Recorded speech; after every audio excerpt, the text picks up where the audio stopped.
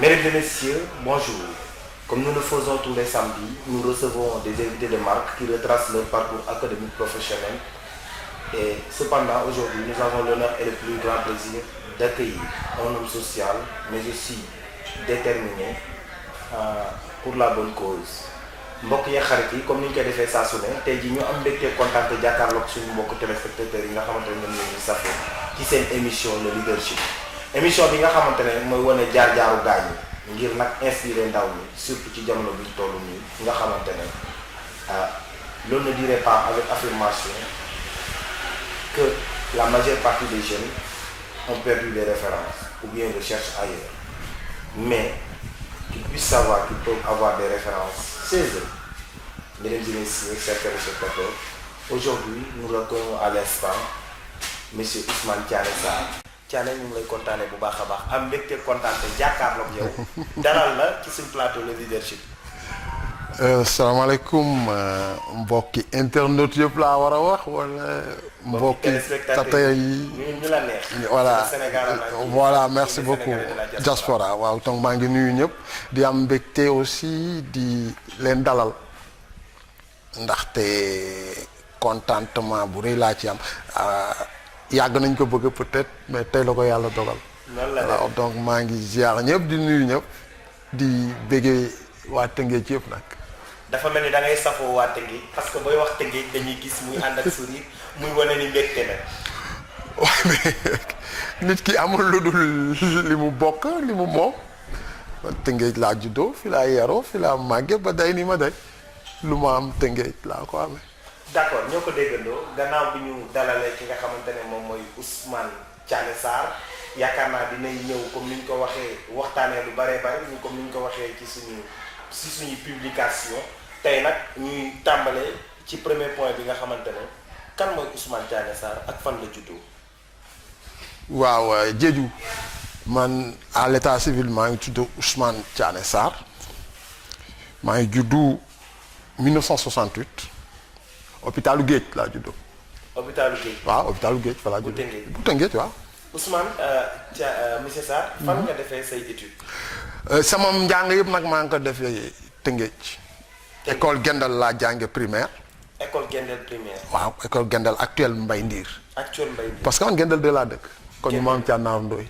kon maam Thianar foofu laa juddoo foofu laa dëkk. dinañ ñëw ci personnalité boobu nga xamante ne mooy. waaw Thianar Ndoye. waaw waxtaanee. waaw ñun am nañ chance. histoire la aussi tamit totem la. voilà c'est histoire ça de Rufisque. waaw. mais à l'époque ndax mën nga ñu expliquer yéen moment yu ngeen di jàng.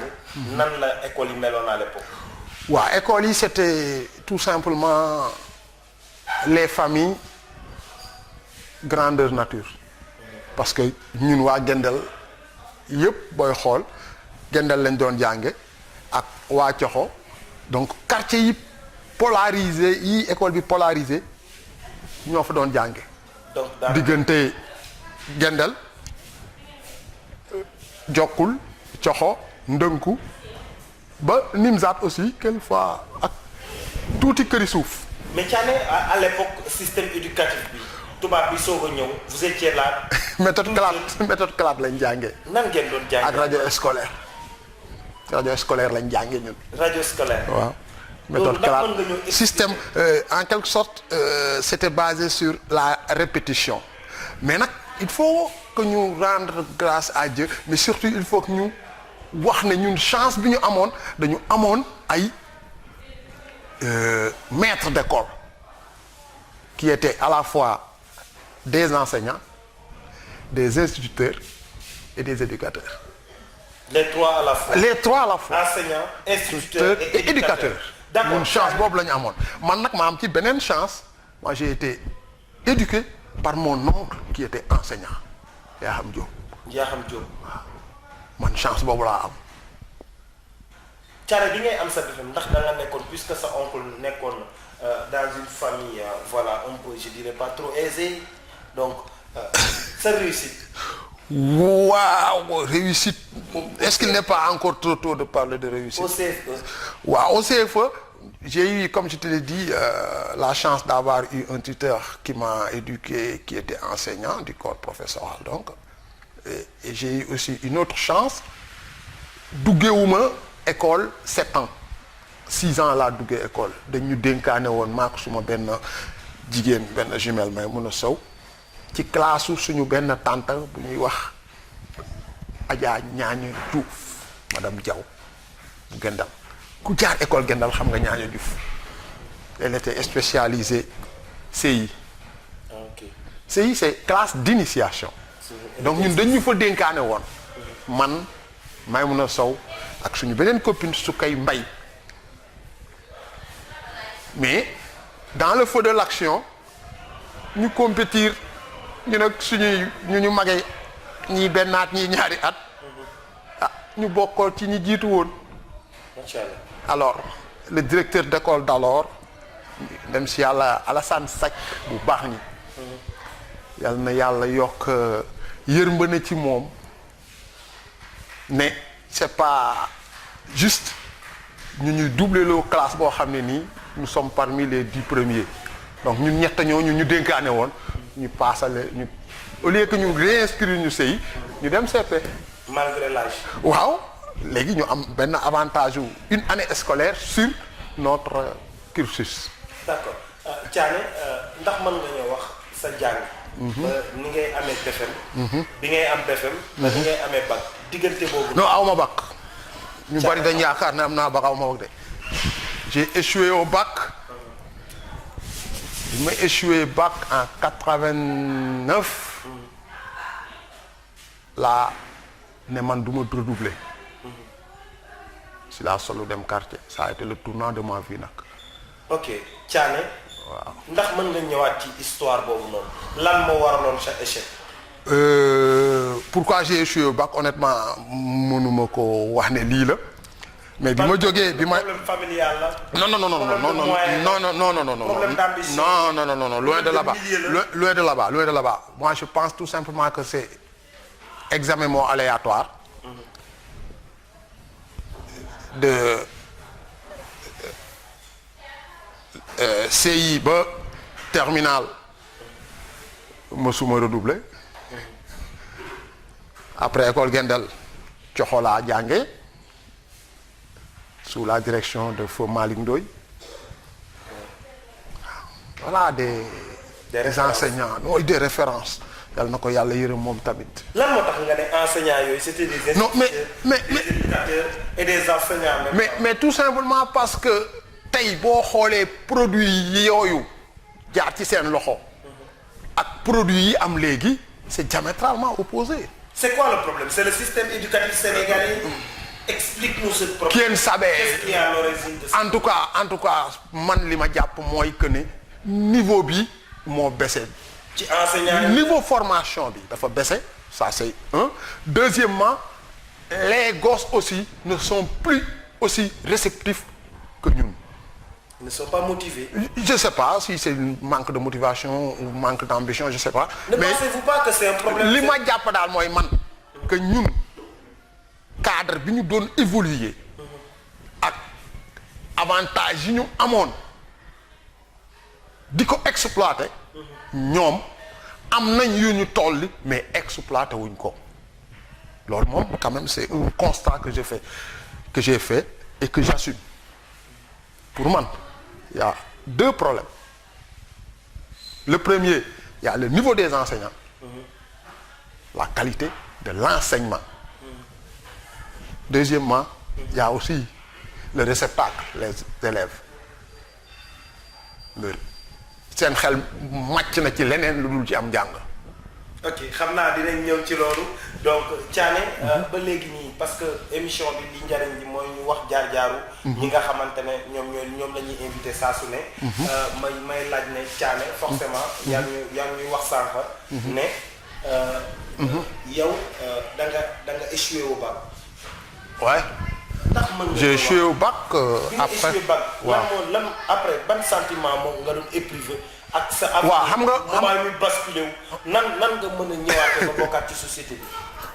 non mais j'ai jamais quitté la société. parce que c'est pas parce que j'ai échoué au bac je dois échouer dans la vie. waaw parce que non gis les jeunes d'aujourd'hui une fois que ñu échoué au bac ils ont l'impression qu'ils ne font plus partie de la société voilà le jugement des autres yooyu yëpp dafay nekk loo xamante ne. Diédhiou travail psychologiquement. Diédhiou yaa ngi laal beneen facette beneen volet buy wone li ma la wax sànq ñun suñu jamono ak jamono yi xale yi léegi. yéen seen jamono lan moo nekkoon seen force boo leen. suñu force moo nekkoon que ni on se remettait en cause immédiatement parce que la force de l'individu ne réside pas dans le fait de résister à la chute non c'est de pouvoir se relever aussitôt après la chute c'est ça qui est important on ne refuse pas d'être KO mais dès qu'on est KO on reste pas grugui on se relève et la ñu KO woon dootuñu KO leneen la ñuy KO waaye loolu dootuñu KO delluwaat ci. mais à mon avis à mon humble avis la personnalité de l'individu son endurance réside dans le fait de pouvoir se relever immédiatement après une chute un chaos mais pas de je sais pas moi de se plaindre sur sa chute son sort comme si c'est pas lui qui en est responsable c'est les autres non. Ok. J'ai trébuché, j'ai chuté, je me relève immédiatement. Comment vous et je ne vais plus trébucher de cette sorte. Comment la ma daaneeloon du ma daaneelati. donc chaque expérience chaque chute doit être une expérience une leçon. Merci beaucoup mais sinon l'échec n'a plus de sens. Chaque échec doit être une nouvelle leçon. Merci beaucoup. À la limite on met échec entre qui même. D'accord. Moi par exemple je vous ai dit tout à l'heure j'ai pas eu le bac. Aujourd'hui je suis cadre au port autonome de Dakar. On en reviendra. Mais ça m'a pas empêché parce que sur le plan général. Le processus qui vous a permis aujourd'hui d'être dans l'administration. Après le bac, vous vous êtes rendu dans l'armée comme vous l'avez tantôt dit. J'ai changé carrément de paradigme. Mais carrément. Avant de vous rendre dans l'armée, vous avez eu votre BFM au moins. Bien sûr, mais vous savez, j'ai échoué, ce qui a fait que j'ai pas continué, j'ai pas repris le bac. J'avais une philosophie j'avais subi une influence de quelqu'un que je tairai le nom, mais qui m'avait une fois dit, alors qu'on était en classe d'examen, le BFM a commencé avec nous. Au passage, je salue la mémoire d'un de mes meilleurs potes, Souleymane Gueye Cissé. Il fut votre ami? Plus qu'un ami, c'est un frère à moi. Vous avez cheminé ensemble alors? 6e, 5e, 4e, 3e, on était sur la même table banc. Souleymane Gueye Cissé, Ousmane Thiané Sarr, c'était les deux binômes qui empêchaient à notre défunt directeur Malick Ndoye de trouver le sommet. Et notre surveillant général Abdoulaye Diouf que je salue. Merci. Mais perturbateur. Dans le bon sens. Merci beaucoup. Dans les deux sens même, on peut dire. Souleymane, on a cheminé ensemble au moment où dara du dara et de manière sincère. On en reviendra sur voilà. Alors donc après le BFM, nous sommes partis au lycée et 86, oui, on faisait la seconde. Après on a fait la première. Je crois bien c'est avec nous que la première partie a sauté. Après il y a eu l'année blanche. Après 89, 90, 88, 89, je crois. J'ai échoué au bac. Et quand j'ai échoué au bac... Lorsque vous avez échoué au bac, ouais. avant qu'on ne passe à l'étape supérieure, j'ai même votre pas... retour à la maison, la réaction des parents, du quartier, de votre entourage. Bon, j'ai eu la chance qu'ils savaient que j'avais le niveau. Et comme me disait ma grand-mère, qui wuti mooy ñàkk ku xam la la yàlla sédd fa mu ne da ngay tëdd ba sa xol sedd nga jóg jubal fa. Qui wuti mooy ñàkk. Waaw. C'est une très belle leçon de morale de la vie. Waaw. Et ça c'est ma grand-mère qui me l'a dit à mon retour. Des résultats du bac. Alors la nouvelle année devait commencer donc au mois d'octobre 89. J'avais dit à personne que je ne vais pas redoubler. Si ce n'est qu'à ma jumelle, elle savait que pertinemment que je n'allais pas refaire la terminale. Tout simplement parce que j'avais moi cette philosophie en moi que toute classe doublée, c'est 12 mois de salaire perdu. Ok. À l'époque. Jusqu'à présent, c'est ce que je pense et ce que j'incule à mes enfants. Ils ont intérêt à ne pas doubler. Parce que toute classe doublée, c'est 12 mois de salaire perdu. C'est comme l'adage qui dit, il ne faut jamais remettre à demain ce qu'on peut faire aujourd'hui.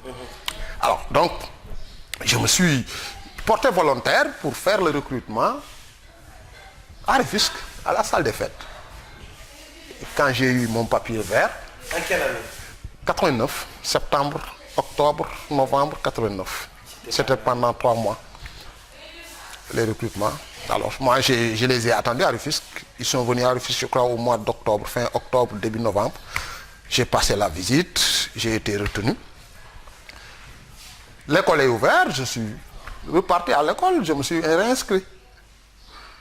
Ça, c'était pour que ma famille ne soit pas, surtout mon oncle, ne soit pas fâché contre moi.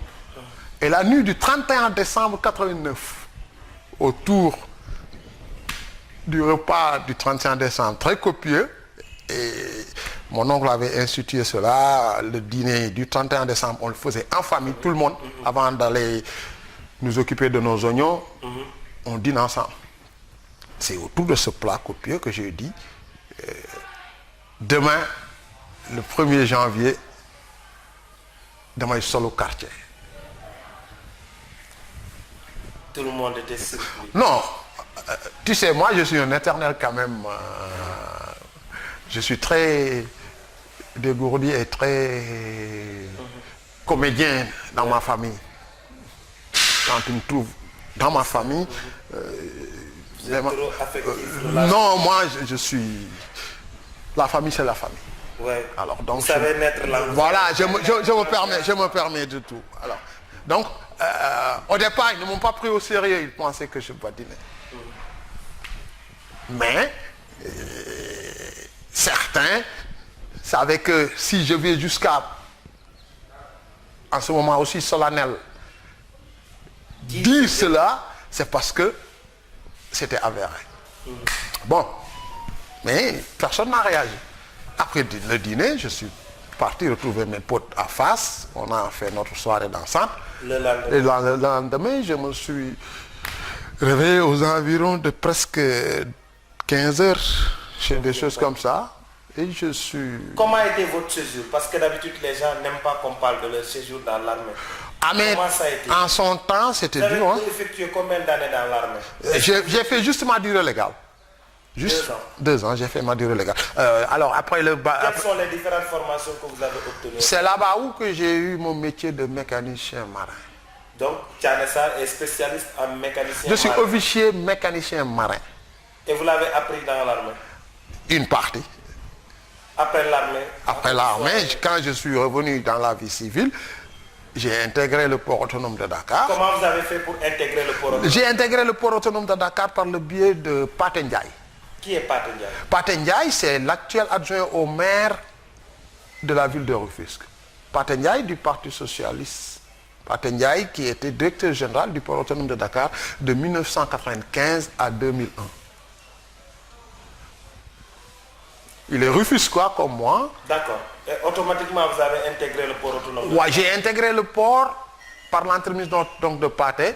Comme j'étais mécanicien certifié provenant de la Marine nationale, il y avait un poste qui était à pourvoir au niveau de la liaison maritime Dakar-Gorée, un aide mécanicien.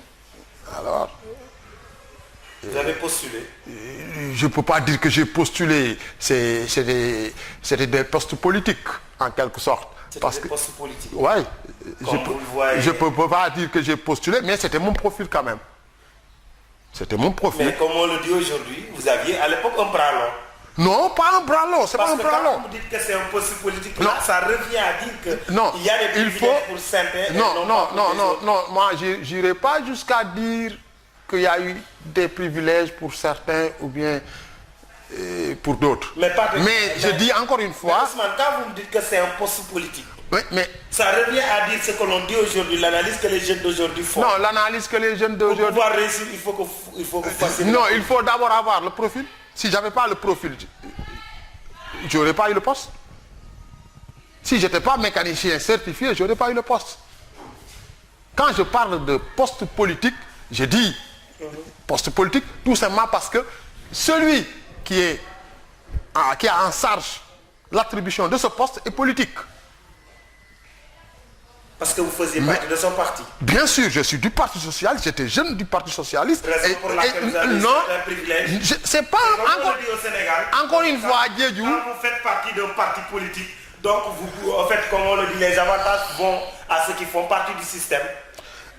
Encore une fois, vous faites fausse route. Dans ce cas, expliquez-vous. Mais non, je vous ai expliqué, mais vous ne voulez pas comprendre. Vous voulez comprendre. Les spectateurs auront leur mot à dire. Tout à fait. Parce que, encore une fois de plus, non, la philosophie africaine. Non, c'est loin d'être la philosophie africaine. À compétence égale, on fait jouer quoi? La chance, vous voulez dire. Non, la relation humaine. Ah bon? Mais bien sûr. Aujourd'hui, j'ai ma télévision. J'ai chez moi mon neveu ou bien mon petit frère ou bien ma nièce qui est qualifiée télé. Je ne vais pas prendre Diédiou. Je vais prendre mon petit frère ou bien ma nièce. N'est-ce pas? Où est le mal? Ne faites-vous pas... mais dites-moi, où est le mal? Ne faites-vous pas essorer la gabégie? Comment? En prenant les membres de votre famille. Mais s'ils ne font pas le boulot, je les expulse, je les radie. Mais c'est la fin. Non, c'est loin d'être la fin. C'est-à-dire, vous voulez vous marginaliser en faisant des interprétations de quelque chose qui est tout à fait légal et légitime. En fait, c'est-à-dire, je vous aurais compris. Je vous aurais compris. Pas. Si. Je ne marginalise pas. Vous savez, le commentaire. Je vais me mettre à la place des jeunes Sénégalais qui sont en train de subir ce sort. Comment? Parce que... Est-ce qu'ils ont la formation requise? Ils ont la formation requise, mais ils n'ont pas... Ils n'ont pas quoi? Ils n'ont pas les relations dont vous parlez. Non. Et pourtant, ils ont les compétences. Ce sont des jeunes qui chôment et qui sont dans les maisons. Non, vous savez, tout à l'heure, au début de l'émission, on en parlait. Le véritable problème que nous avons actuellement avec la jeunesse, c'est que cette jeunesse-là, soit elle n'est pas formée du tout, soit laisse-moi terminer s'il te plaît. Soit, je disais donc, soit elles ne sont pas formées du tout, soit la formation qu'elles ont eu à subir n'a aucune chance, je dis bien aucune, avec un grand A, chance pour le marché du travail, de l'emploi. D'accord, ok. Là, c'est ça notre problème. J'en reviendrai. Certainement, nous allons permettre, en tout cas, mais que vous êtes en direct de votre émission, le leadership, et que vous pouvez participer via les plateformes, donc via Samedi, Télério, Bambilor, ainsi de suite, et à travers les autres pages nationales et internationales. Nous saluons au passage nos amis de la diaspora qui nous suivent à toute époque et à tout moment. Donc chaque fois que besoin se fait sentir ou bien que chaque fois nous commençons l'émission, le leadership, Thiané, ñu ñëwaat ci li nga xamante ne moom mooy beneen laaj bi. mooy Thiané bi nga commencé liggéey port. ñaata at nga fa nekk ndax yaa ngi port ba léegi. Waaw, maa ngi port depuis 95, août 95. Depuis août 95. yaa ngi port autonome de Dakar. Waaw. Comme. maa ngi fa duggee comme second mécanicien. ba léegi ni ci statut boobu nga toll. Non, actuellement maa ngi chargé d'études 3e degré avec rang de divisionnaire, chargé de mission du directeur général du port autonome de Dakar. Chargé de mission du directeur général du port autonome de Dakar. Tout à fait. Thiané, poste politique là, wala c'est un combat personnel, wala c'est un leadership avéré, confirmé. Bon, xam nga man nag yow mënuma comprendre lan nga tuddee poste politique parce que man. Parce que poste politique mu ngi mel ni mu ngi nekk man li ma jàppee poste politique. mooy nga àndandoo nit ki di politique ba bés ñëw mu am ndombal tànk. jëlul ci yeneen ndaw yi mu jël la yow parce que yaa doon ànd ak moom di politique daal di dugal la ci bëre. waaw kañ très bien man nag comme ni ma la ko waxee ca njaal benn wax ga du noonu laa duggee port léegi chargé de mission bi. waaw kañ chargé de mission bi Pathé Ndiaye nekkatul port de. nekkat fois keneen a fa nekk. waaw kooku moo def chargé de mission. Pathé Ndiaye bi mu fay jógee. mécanicien la pilotage. nan nga def ba mu def la chargé de mission. leadership boobu laa bëgg. kañ pour ndaw ñi mën ci roy. mais là sama plan de carrière moo demee noonu parce que bi ma Pathé yóbboo port en 95. après en 98 dama dellu école def brevet 450. da nga delluwaat école. waaw école nationale formation marine dama dellu école. jàngi boobu yaa ngi port. bien sûr. da ngaa yokk jiwoon xam-xam. bien sûr. mais ndaw ñi loolu est-ce que dinañ koy def léegi. ah bon xam nga nag kenn ku nekk. sa bopp nga xam. waaw. comme ni ma la ko waxee man dans l'enseignement général niveau bac laa am.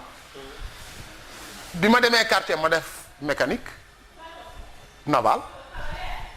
yàlla dogal Pathé yóbbu ma port. ma nekk mécanicien ci chaloupe bi. 3 ans après ma dellu école pour avancer ci mécanique bi. ba tey je suis officier mécanicien. d'accord def naa 98 laa njëkk a dem école 2001 ma dellu école 2003 ma dellu école pour nekk officier mécanicien. alors biir port nag ba ma jógee ci chaloupe bi nekkoon second mécanicien dañ ma affecté beneen service muy service pilotage pour port ma nekk foofu mécanicien de pilotis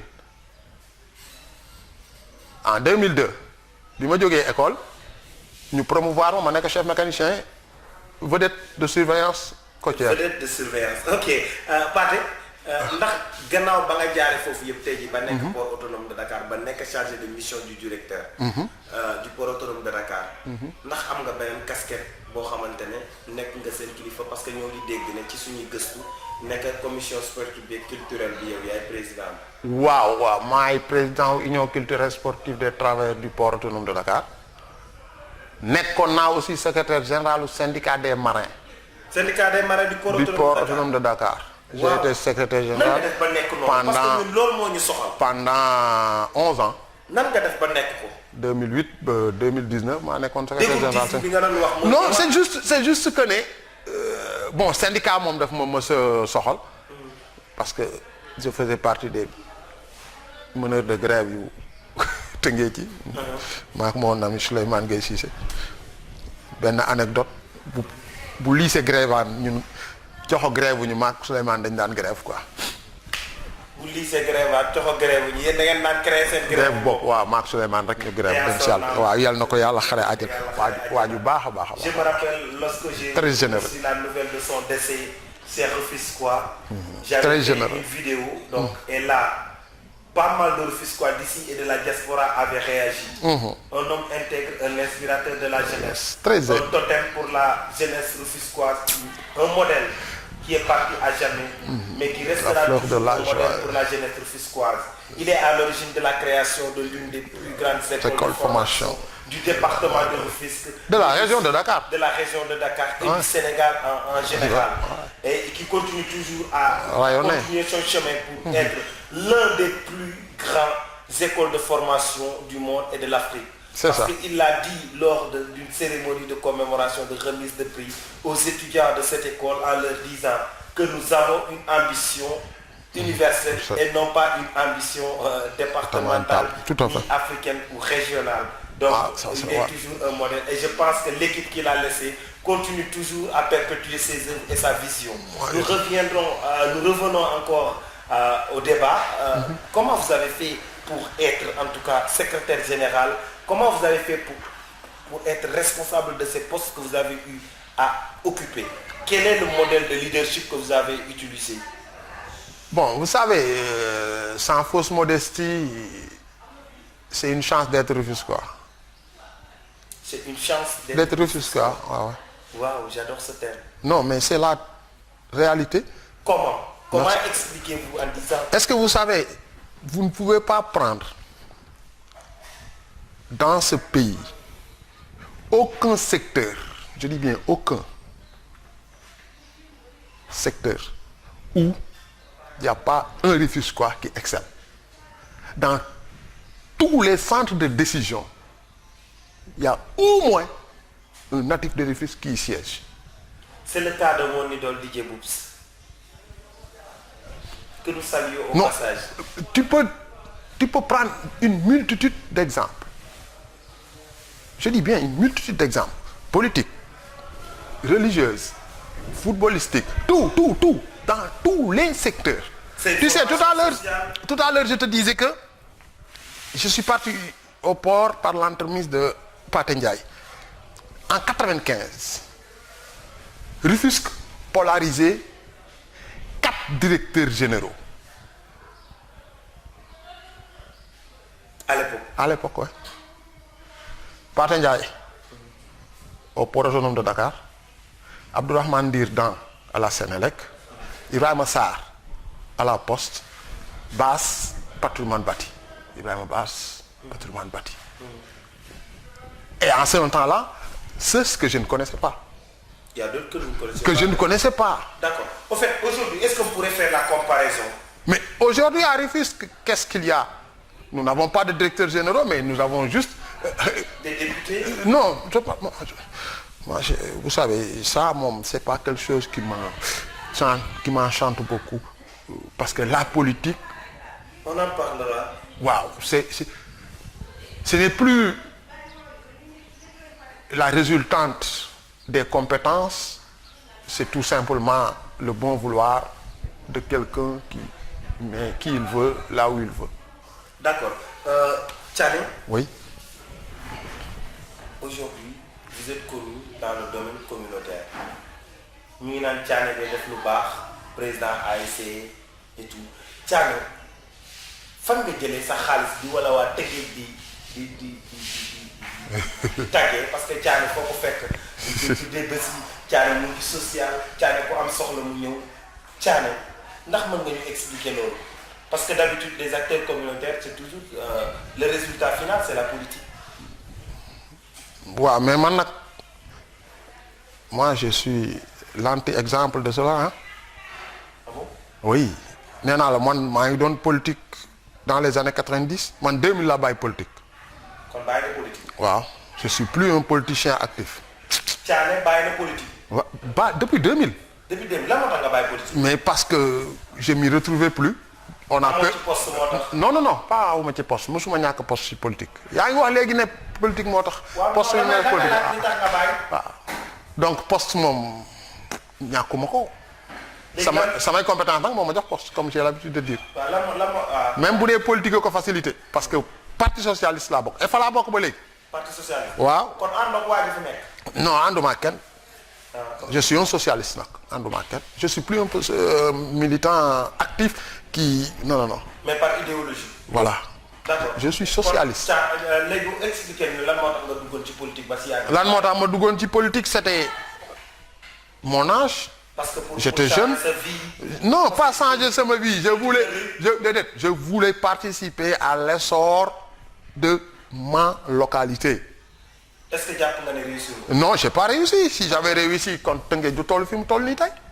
J'ai pas réussi. Même si j'en suis pas responsable directement, mais indirectement, à un certain moment, j'ai laissé faire. Waroon naa wax peut-être wala waroon naa taxawaay boo xam ne nii yaa ko wax léegi am na cër bu ma nit ñi jox mais taxawuma ko parce que peut-être bañ naa ku ma mere ou bien bañ naa ñëw damay politicienne. kon da nga en quelque sorte vous avez un peu trahi la ville de Rufisque. Wow. Utilisez le terme que vous voulez mais moi je dis am na foo xam ne nii toll na fa sama taxawaay sooxe na. lan moo tax mu sooxe Thiané. lan moo tax mu sooxe non en tant que Rufisque. tu sais lan moo tax jëluma woon responsabilité parce que bëgguma woon tey ñu toog fii nga ne ma lii nga doon def kat lii moo taxoon nga koy def xam nga yéen lu nit def rek ngeen ne dafa am lu mu lal. fàtte xaju fi. waaw loolu mooy problème bi. donc social bi ñuy wax léegi lañ ko gis bi ma politique wul mais bi may politique gisuñu ko. et pourtant bi may politique li ma doon def social moo ëpp fuuf li may def léegi parce que bi may politique amoon naa yeneen revenu yu dul sama salaire. léegi Thiané. tey jii gis nga ñu wax ci Tëngéej. ñu ñëwaat ci suñu gox. waaw muy li nga xamante ne dañ koo bokk. muy ndono nag. loo xamante ne ñun ñëpp kenn mënu koo séddoo. waaye dañuy def lu dul saxal ko te xool na mu jëmee kanam pour ñii di ñëwi ji. tout à fait bu ñu leen ko joxee ñu xam ne ñun wàccoo nañoo ak ñoom. tout à fait. tey jii nan nga gisee Tëngéej. Tëngéej. sur le plan politique. sur le plan politique on est orphelin d'un leader on n'a plus de leader.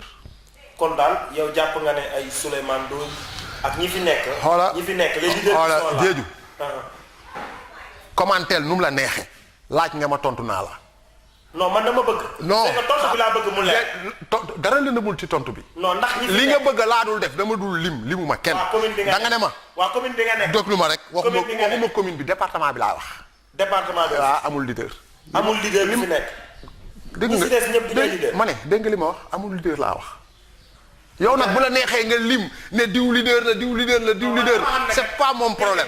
dama ne ñu falu. yow dafa am ñoo xam jox leen baat. c'est-à-dire yow da nga jàpp ne leader mooy ki ñu fal man jàppewu ma noonu leader. moom askan wi man je me base sur la décision de la population. waaw ñooñu ay élus lañ duñu leader. ay élus lañ. waaw duñu leader. vous faites une différence entre. yow defoo différence entre élu man leader. damay laaj rek man sama bopp moo ma intéressé man yow laay laaj. waaw Diédhiou ma ne. leader ak élu benn lañ. duñu benn pour. waaw jeex na waaw nga laaj ma ndax am na leader ma ne la leader amu fi. sa xalaat laa la ciy laaj. ma ne la leader amu fi élu moom am na fi des élus yana mais leader amu fi. waaw kañ jërëjëf leader mooy ki nga xam ne nii jàpp naa ne askan wa mu bokk bu difficulté amee du yem ci ne def naa ci lii da leen di indi ommat leen ci lii saafara loolu bu ne ñu xam la mu wax ànd ci day nekk quelqu'un qui a les capacités de mettre en synergie l'ensemble des forces de la population à l'intérêt exclusif nag de la communauté. merci beaucoup ñoo ko déggandoo xam naa ne suñu mbokk internet yi ñoo ngi participer certainement ci li nga xamante ne mooy émission bi dinañ ñëw ci seeni question waaye nag Thiané nan nga gisee sport de culture bi à Rufisque gannaaw yow yaay tey jii. waaw sport bi moom sportif bu port autonome de Dakar. waaw sport bi moom ça va Tëngéej FC mu ngi def mbir yu am solo malgré que saltige moom il faut que ñu jéem ko dekkilaat yaakaar defe naa amatul bon mais war nañ mën a yaakaar kii laa wax de équipe de waxuma espoir yaakaar laa wax ne defe naa tas na wóoruma quoi mais je sais que déggatuma ñu wax équipe bu yaakaar quoi je parle de yaakaar équipe waxuma yaakaar espoir maintenant beneen bi mooy Tëngéej FC avec le président Babacar Ndiaye ils sont en train de faire de très bonnes choses waaw maintenant il faut que waa Tëngéej yëpp jàpp ci xam ne course moom boo amee fas yu bari da ngay dawale ka ca kanam moom ngay gën a alléger comme ça mu gën a mën a daw comme ça ñeneen ñi bañ koo dab waaw alors man noonu laa ko gisee. maintenant sur le plan culturel nag moom comme ni ko tableau bi di wanee booy dugg Tëngéej rek ville historique et culturelle. waaw au passage mooy nuyu suma xarit suma wóllëre Gorgui Ndiaye. artiste di représenter dignement la ville de Rufisque. waaw góo moom suma xarit la. waaw suma xarit la. comme man ni ma nekkee sa xarit léegi. waaw non yow nekk goo sama xarit de. kon fu mu nekk nii xaritoo bu ñu màggee. non non ndax li ma la wax ci Tëngéej. déedéet waaw d'accord léegi non loin de là ça.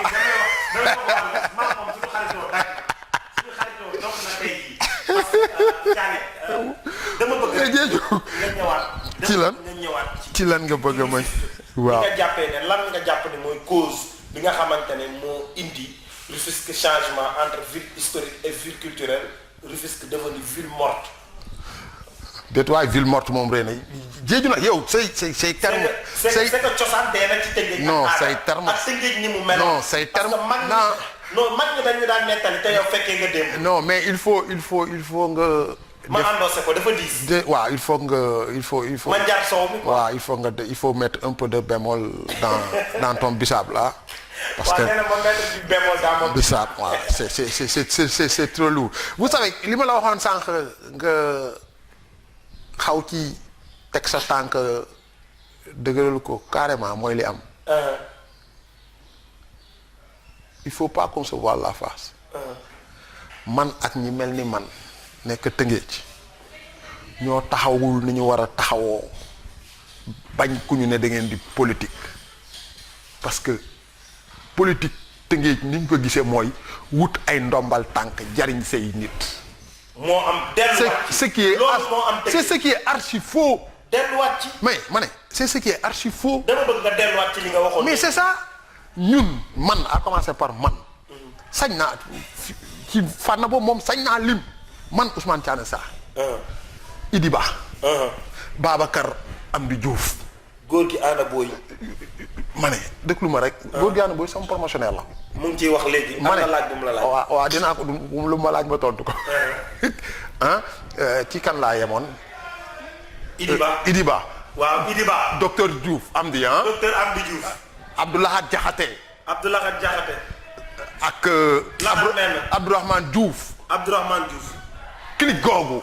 jàkkaarloo la. waaw waaw clique googu ñun ñooñu. Karim Mbengue. Karim Mbengue sax mën nga wax ne mu ngi woon parti socialiste amoon na fa ay ndomal tax et cetera mais cette nouvelle pousse là. ñooñu nga xam ne bu doon ay jigéen lañ mën nañ ne ay jànq lañ. ñan ñooy jànq ñoo waaw ñoo fu Tëngéej tollu tey am nañ ci au moins 70% responsabilité. ci lañ toll ci ay toll. waaw parce que ñun ñooñu ma la limal du ma ci dellu si waat doy na. non dafa mel ni ñenn ñoo gars yi ngay lim de. grand dama bëgg xoolal gars yi dama bëgg. yow gars yi nga xamante ne Tëngéej bu nekkee ci ay tolof seen loxo gëndu ci. ba pare nga wax ma lan moo tax ma wax loolu. at mi ma juddu ragal judduwu ci. li ma laat ma li may wax. 1968 laa juddu. waaw li ma laatal ma ko. ci la gaañu baax yi ñëpp laaxoo. may grand laaxoo ki gën a baax ci àddina fa mu juddoo ki gën a bon fa la juddoo. déedéet waaw yow. yaa ngi dégg fa la juddoo yenn fa la juddoo. Diédhiou dama bëgg limal ma gaañ yi. limaloon naa la ko léegi nee naa la man. Idi Ba. docteur nga ne yow Idi Ba. docteur Amdi. docteur Amdi. waa du mu tuddi sax solidarité Rufisquoise. ñi ko ŋànk. waaw. ñooñu ñëpp. fu Tëngéej tollu tey muy dellu ginnaaw muy ñàkk kaaraange muy ñàkk lendemain social bu meilleur ñun ñooñu am nañ ci wàll bu rëy rëy ndax dañuy bañ ku ñu ne dañuy bañ ku ne dañu politique parce que gis-gis ni ñu gisee politique moo garaaw. yéen nan ngeen gisee politique ñooñu. non pas ñun ni ñu gisee politique man ni ma gisee politique. maag ñi ma filim noonu wuute na ak waa Tëngéej ñi ñuy xoole politicien. li tax li la ñuy xoole politicien. que ne politicien benn du wax dëgg. ñaar intérêt rek lay dox. ñett lu mu am waa këram la. ak ay bokkam. intérêt dëkk bi taxu koo jóg. noonu la ñuy définir politiciens yi ñun nag loolu la ñu ragal ku ñu ko définir mais xam nga en nof dañuy waxtaan suñu biir quelquefois mos naa ci wax kenn ma ne ko xam nga man lu may bañ ñu ne lee place bële du place su nit ñu baax ñi mais toog leen bu ngeen fa xoolee léegi di ngeen fa gis caane ñu gis ma fa donc loolu mooy suñu problème y a pas autre chose le problème des Rufisquois c'est les Rufisquois. Le problème des Rufisquois, c'est les Rufisquois. Quelle solution pour le problème des Rufisquois? Jotali ma li nga xamante ne moom la mbokk internautes yi wax ma daal di koy laaj ki nga xamante ne moom mooy Ousmane Thiané Sarr donc ñu leen koy fàttaliwaat tey jii moom lañ dajaloon fii ci suñu plateau le leadership donc ñu ñëwaat ci li nga xamante ne moom la ñi nga xamante ne ñoom ñooy internautes yi ñu laajte ki nga xamante ne moom mooy góor gi Ana Boy mu ne ma demande lui son projet pour Rufisque en politique et sur le plan sportif. Qu'est-ce qu'on peut attendre de son expérience en tant que fédéral et président du club pro? waaye BG maa ngi lay nuyu waaw BG moom c'est mon promotionnaire, c'est mon ami, c'est mon frère. Il a aussi été notre invité. Waaw, il est très bien, il est très bien. Sans projet sur le plan politique Tëngéej, je me suis pas encore décidé. Xam naa daal ne ñun. kon yow man bokk yëpp ak ñu fi lim. waaw jël ñooñu bokk nañ ci Tëngéej. waaw toll ni nga yow pareegoo. pour non waxuma pareeguma de. ah loo fi bëgg a wax. non loo gis lu ne dañ koy waxtaane balaa ñu koy fësal loo bëgg ma wax la. fii la lépp di leer. ma ne Diédhiou tey la lan 23 xaw ma 22 mars octobre.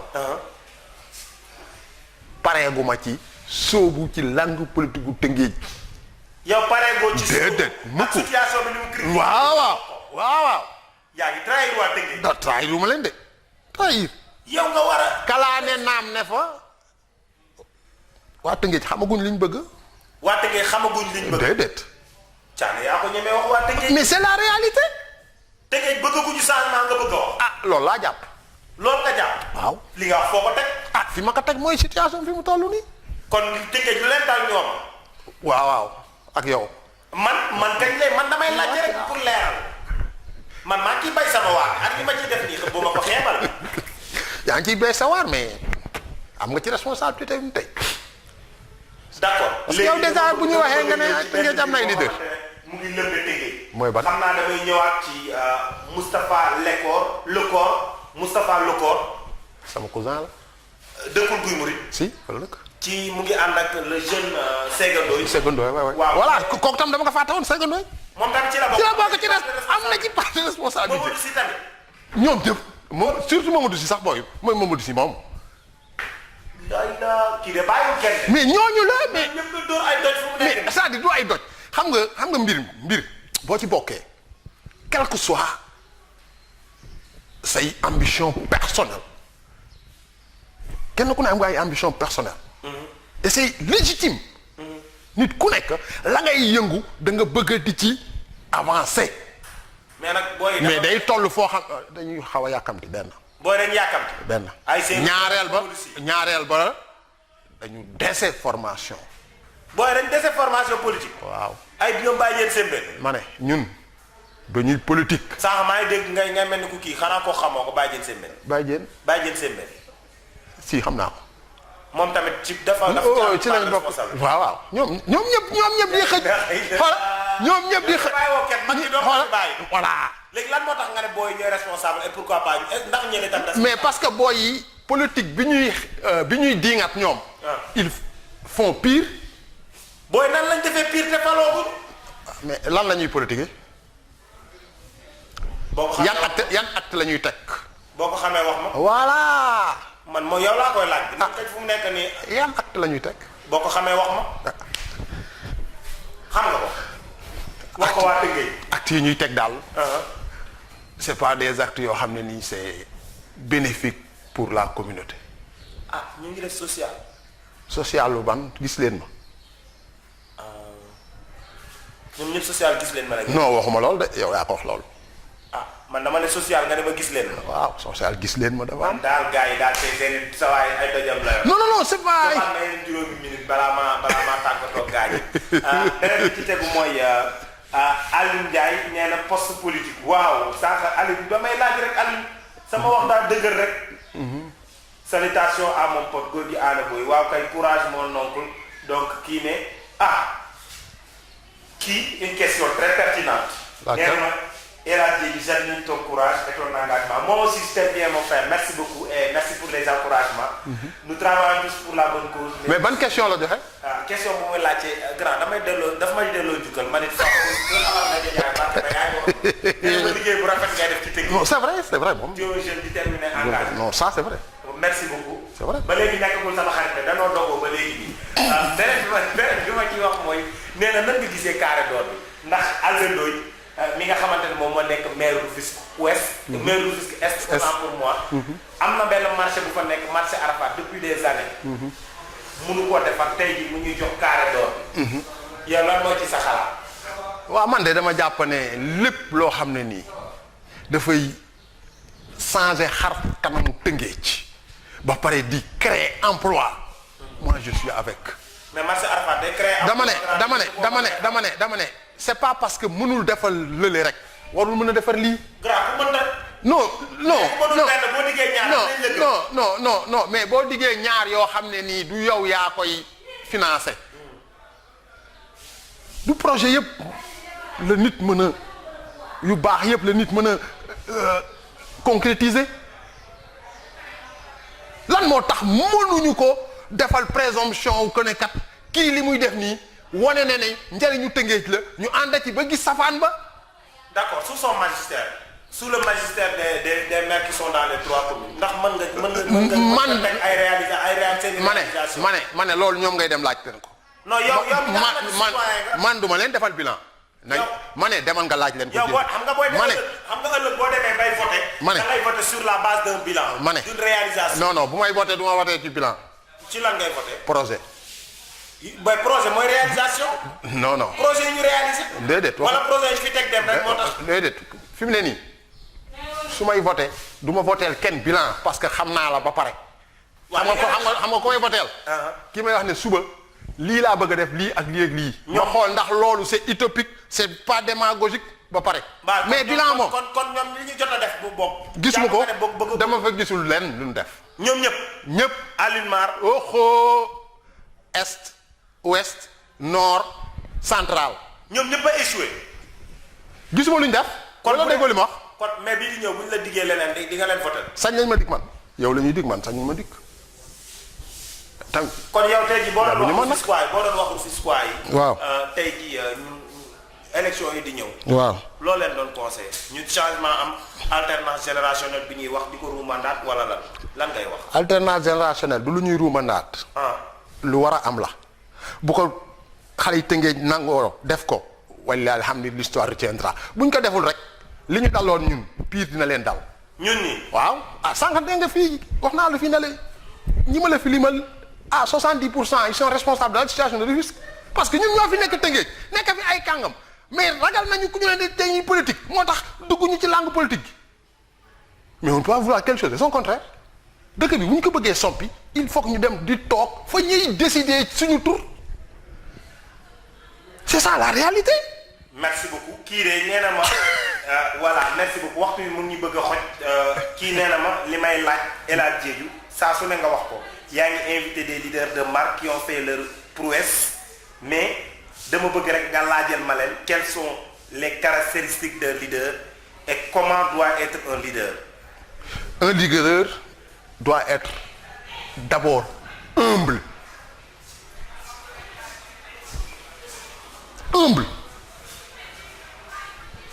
Un leader doit être quelqu'un qui est en mesure d'inculquer,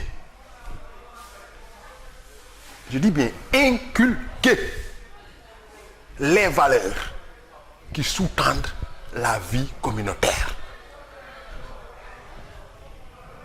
Éthique, solidarité,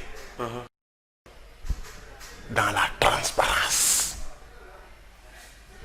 Lu nit réere xalaatal ko.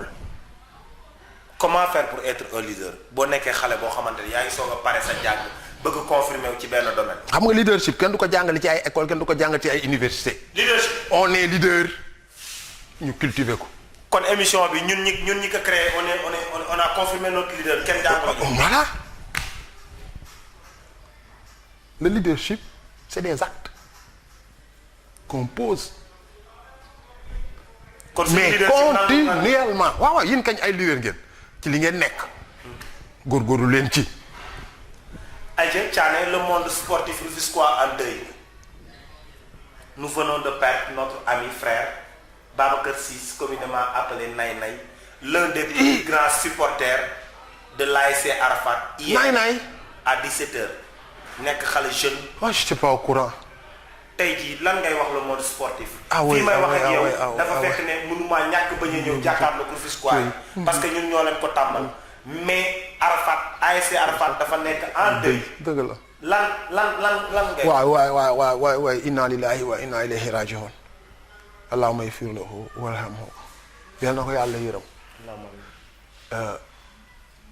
C'était une figure de pro du sport. naay man xamoon naa ko comme ni ma koy faral di waxee je suis ici man tamit du mouvement nawetaan. J'ai été joueur, j'ai été délégué, j'ai été président de club.